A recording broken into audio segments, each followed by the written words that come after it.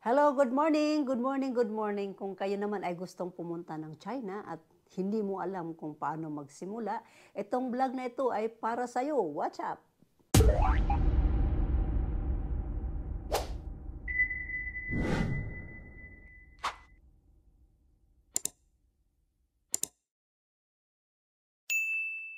So, unang-una guys, syempre, unang-una may passport ka.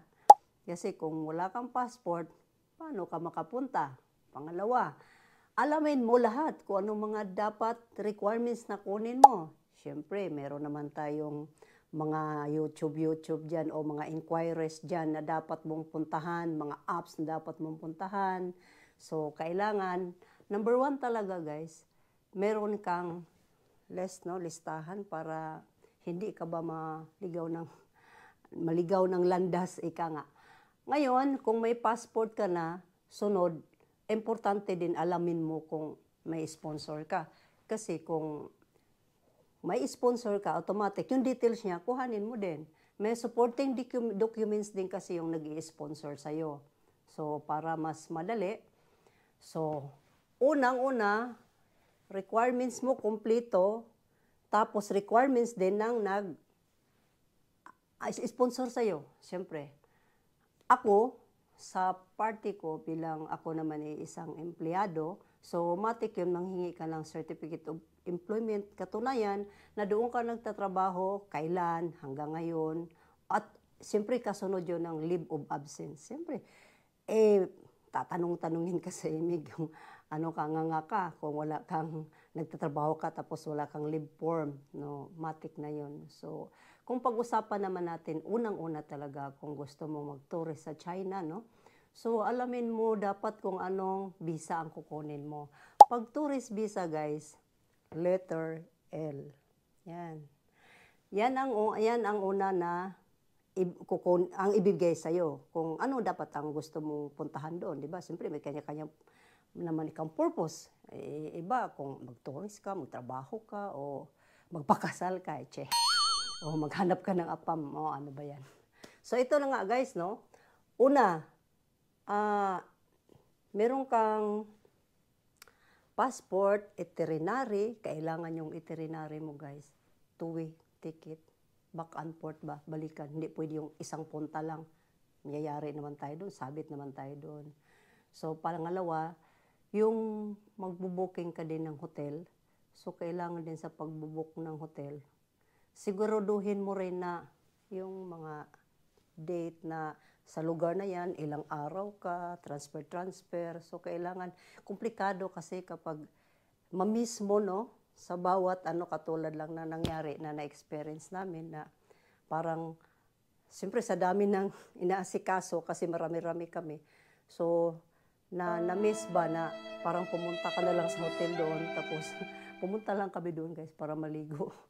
Tapos bumalik na naman doon sa airport kasi nga nagkamali ba ng book. So napaka-important din yun sa pagbubook ng hotel na make sure mo talaga na sa tamang mga pizza kung hanggang kailan ka lang doon o transfer ka naman sa ibang lugar, magkanda ugaga ka transfer guys. Kasi sa transportation pa naman doon, syempre, ang hirap din doon yung apps, no? Kasi wala doong Facebook, tama? Walang Facebook. Oh. So, ngayon, at ang isa pa sa mga, kung ika-empleyado, meron ka rin dapat SOA, yung bank statement, na kahit pa paano may laman din yung bank book mo, no? Kasi, one of the requirements din kasi yan, kung pagpa-fly ka, fly to the moon, tapos wala naman laman yung bank, yung bank book mo, parang questionable naman yun. Pero kung may sponsor ka naman, hihingian din yan talaga sila ng bank state. Kung kaya ba rin talaga nila na, kaya kang suportahan sa lahat ng mga ganon. Ito pa yung karagdagan na mga mga requirements. Kailangan din meron kang 2x2 picture. So depende sa sa mga lugar na dapat mong puntahan kasi may mga size by size yun in every country at saka may color coding din sila yun. Tapos isa pa yung ano pa Sa case namin, medyo konti lang hinihingi kasi medyo tatamay, marami-rami naman yung tatak mga passport namin. Pero hindi na kami hiningian ng insurance kasi sa bawat country na pupuntahan mo, merong hinihingian ka ng insurance, meron namang hindi. So, lucky, medyo kabawasan din yun sa gastos kapag hindi ka na hiningian ng insurance kasi lalong-lalo na kung marami kayo magta-travel, di ba? So, yun nandin ang pinaka maganda naman doon sa nangyari. Tapos, syempre, yung application pala, pinaka number 1, pag ikay mag-apply ng visa. Siyempre, automatic naman talaga yun. Doon lahat yung naka-details mo, di ba? So, lahat, kumpletuhin mo lang yun pag fill up. So, ganyan. Kapag ikaw naman nagta-travel na medyo kumpleto naman ang karga mo, so wala ka namang dapat worry sa sarili, no? Basta, alam mo pag nagta-travel ka nga, kumpleto ka na ng dala. So, ito'y ano lamang, payo o dagdag kaalaman sa mga baguhan na katulad ko na baguhan no na anga-anga pa ako. Siyempre, kailangan ko rin ng mga idea, no? Hindi man perfecto na masasabi mo lahat, pero at least dagdag kaalaman man lang baga. So, yan guys, no, kung sakali man kayo ay medyo hindi niyo alam ang dapat gawin mo, nawa itong vlog ko ay makakatulong sa inyo mga dagdag kaalaman. So, yun nga guys, no, nung nasubmit na namin ang lahat, so mag-aantay ka na lang kung kailan ang result, no. So, sa pagdating naman sa visa, medyo may kamahalan siya, konti. Sa mga ibang country naman na napuntahan namin, oo. Pero naman, hindi naman siya sulit naman kasi ang pupuntahan mo naman talaga doon. So, akala ko nga, namamangha din ako kasi hindi rin talaga sila basta-basta yung lugar nila doon. So, kung mapuntahan nyo guys, isa sa mga bucket list nyo, yung China, talagang, yun, masasabi mo na lang sarili mo pag nandoon ka na, mapapawaw ka na lang talaga. So, ito naman guys, no, yung naihain nyo na lahat ng mga kailangan nyo, no. So, kapag ika na may nandoon na, ito yung karagdagan at mga tips, no, pag ikay nandoon na, unang-una, pag-aralin nyo rin pala talaga kung paano gumamit ng chopsticks. Kasi, tulad nan, kung mayroon ka ng mga apam, para ka namang hindi mahuhuli. Kasi ako, baligkawang man kumagamit. Parang kahit anong ipit-ipit ko ba. Siyempre, nasanay naman tayo kasi nga, ginagamit talaga nito, ito, karamihan. Hirap din siyang, matutunan mo kasi talagang ikandos-kandos mo, kasabi ni Saya pa, kinandos-kandosay, hinaros-haros. Pero doon talaga, siyempre, para naman di ka mapag-iwanan, yun, mag-feeling-feelingan ka din ba? Isa din yan sa mga tips natin guys, no? Ito, pangalawang tips naman guys. So, hindi na sila yung katulad nung sinauna na cash-cash, no? Ngayon, update na. Iba na talaga. Buti na nga lang mayroong kasama mga video bata-bata pa. QR code na ibabayad. Alam mo, sasalpak na lang yung mga cellphone nila. Alam mo yun? Tapos paano kung ako lang isa, no? Nga talaga guys. So, ganyan na ang kalakaran. Talagang nag-update na talaga sila lahat. So, lucky na lang talaga ako na meron tayong backup kasama na mga meron silang mga dire utak. Kasi kung mahirap din kasi kapag wala ka rin, siyempre natural, meron ka din dapat konting cash. Tapos, i-download mo yung WeChat. At saka yung Alipay. Sus, ginawa ko. Alam mo kasi guys, sa lahat naman ng mga bansa, may kanya-kanyang style ba? Magbabayad-bayad ka. Sus, mga QR code doon guys, doon na nila na updated na nga ika nga, di ba? So, tayo na lang naman na napag-iwanan sa atin, wala. Cash pa din, mga credit card, yun. Pero hindi pa dumating sa punto na gagamit tayo doon ng QR code, no? Wala pa. Siguro sa mga susunod na mga generation, siguro, abangan na lang nila yon. Kasi sa ngayon, wala pa talaga. So, isa din yan, guys, no? Na kailangan magiging handa din kayo para hindi na abala ba pag pumunta kayo doon. Mga dagdag tips lang naman yan, guys.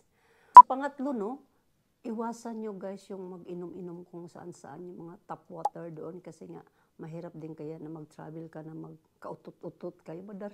Madayariya ka ba? So, kailangan bottled water lang. Yan, the best talaga yan. Kasi hindi naman lahat ng yung tummy mo, tumatanggap ng kung ano-anong klaseng tubig. So, maganda na yung safe. Safe tayo lagi. Pang-apat. So, sa pang-apat, mag-download ka ng VPN. Kasi kung gusto mo mag-post-post at alam mo naman, hindi naman maiwasan na may mga marites, no? O yun, kung wala ka nun, wala. Walang magmamarites sa'yo. So, napaka-important din yun, no? Kasi yan naman, ayan naman talagang sino bang mag-ano na parang, ano kasi, masaya kasi tayo na mag-post-post, no? Kahit kaunti. Kasi karapatan naman natin yan. So, kailangan meron ka nun. Kasi kung wala ka nun, sorry. Malungkot. Malungkot din yung mga marites. wala sila makikita. Yun na nga, kasi naka-block kasi yung internet. So, kung wala kang i-download na VPN, nga ka. Sorry ka na lang, guys. Ganon. So, wag kalimutan. Download. Next, toilet paper. Sus, kung wala kang ganun, guys, marami silang CR, pero naubusan sila ng, alam mo na. So, kailangan malagi kang may baon ng ganun. Tapos, alam mo ba, maganda din yung CR nila ba kasi sinauna. Alam mo yung sinaunang panahon nga, encode ka lang. Mura kang exercise nga. Concentrate kayo ka guys kapag ganun ang upuan mo ba. yun lang ang unique sa kanila kasi hanggang noon, hanggang ngayon, yun pa rin ginagamit nila. O, di ba? Next, magbaon din tayo guys ng mga chibog-chibugin. Alam mo na, kasi medyo may kalayuan ang mga tourist spot. Siyempre, gugutumin ka kasi di mo mawasan, traffic, ano pa man dyan. So, kailangan may kutkutin ka para walang hassle sa lakad. O next, yung mga street foods nyo, no? Huwag kayong matakot mag-try sa mga, siyempre, sa lahat ng mga bansa, may iba, kanya-kanyang ano kasi yan yung mga templa ba? So, try nyo lang ng try para naman marasa. Ay, ito pala, ito man ang lasa ng mga pagkain ito. O, ganyan ba? Para hindi ka din manganga. Huwag nyo kalimutan lang mag-try para ba hindi tayo maignoy-ignoy ba? Sa Binisaya pa. Kasi maganda din naman yung matikman mo ng mga, yun nga lang, makikita mo yung mga, minsan mapapaeng ka, ano ba ito? Masarap ba ito? Bakit ganyan? Puro bakit ganon, bakit ganyan? Pero kasama sa travel natin yan na alamin kung anong merong dyan na masarap dyan, kung ano bang lasa niyan. So, okay kayo naman, no? Sa na-experience ko doon. So, next guys, i-avoid natin yung topic ng mga politics, no? Kasi wala naman tayo doon. Mahirap na. Mapasama pa tayo sa gulo. Focus na lang tayo sa dumpling. Dumpling, yan. Doon na lang. Enjoy lang. Enjoy life lang. Last but not the least, guys, no? Wag na wag mo talagang kalimutan yung passport mo kasi sila, ID lang. Kung residence ka, chak. ID lang ipapasok doon sa mga machine nila. Pero kung ikaw, kung holding passport ka, Philippine passport ka, yun naman kasi hinahanap nila eh. Ganon-ganon lang yun sa mga machine nila. Kaya, lagi nating dala-dala yun kung saan tayong mga tourist spot magpunta sa kanila, mga museum. Kailangan talaga yun guys. Hanapin talaga nila yun. Kaya, isa talaga yun lagi kong inaano sa kinakalabit ko yung mga kasama ko, don't forget to bring that one, ha? That very most important documents. Kaya, matik, walang sablay. Ganon. O kasi pag wala kang dalang ganon, nga ka, sa labas ka mag-iintay. Sayang naman yung transportation mo, effort mo, wala na, talo ka doon. So, isa yan sa mga tips na maibigay ko sa inyo. Sana, dagdag kaalaman ito, no? Kapag ito ay pupunta ng China. So, yan na nga guys, no? Sana ay na kuhanan nyo ng aral yung mga pinagsasabi ko dito kung kayo'y pupunta ng China. So, sana nakakatulong sa inyo ito. So, don't forget to like, share, and subscribe. Ate Bix Vlog, guys. Tuwing Sabado yan. Thank you! Mabuhay!